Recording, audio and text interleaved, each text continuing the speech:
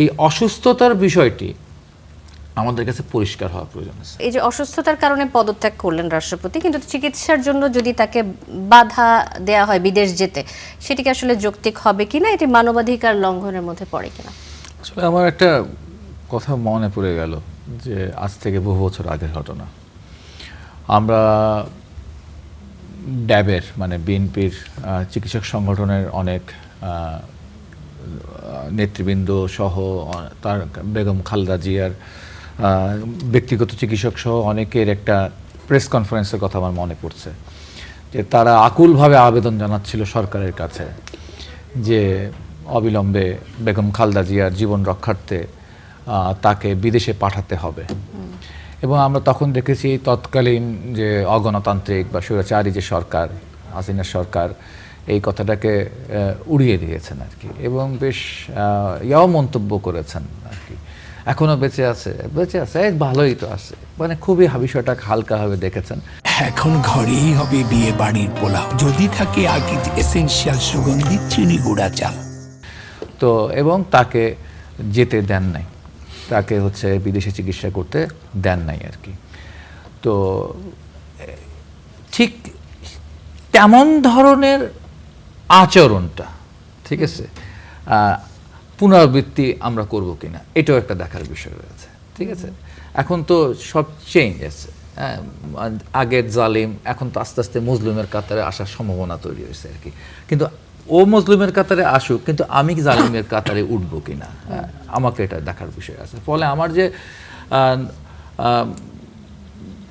Norms আছে, আমার যে ডেমোক্রেটিক ভ্যালুজ আছে, বা আমি যে বাংলাদেশ চাই, আমি যে রাজনৈতিক সংস্কৃতি চাই, সেই রাজনৈতিক সংস্কৃতির জায়গা থেকেই আমাকে সিদ্ধান্তগুলো নিতে হবে। এখন ও খারাপ ছিল, আমি ওর মতো খারাপ থাকবো, তা করা যাবে না। তবে এভরিথিং যেটা যে আপনার কাস্টম, এভরিথিং আপনার কালচার, পলিটিক্যাল কালচার, এই সব কিছু মিলিয়ে এবং একই সাথে আইন, ঠিক আছে, এইগুলো সব মিলিয়েই কি আমাদেরকে অগ্রসর হতে হবে। কিন্তু তার আগে যে বিষয়টা একটু ক্লিয়ার হতে হবে, যে এই অসুস্থতার বিষয়টি আমাদের কাছে পরিষ্কার হওয়া প্রয়োজন আছে। আমরা কিন্তু বেগম খালেদা জিয়ার অসুস্থতা সম্পর্কে মোটামুটি জানতাম যে তার এই সমস্যা, এই কারণে তার এটা করা দরকার। কিন্তু এইখানে এটা কি এক্সকিউজ, এটা কি অজুহাত?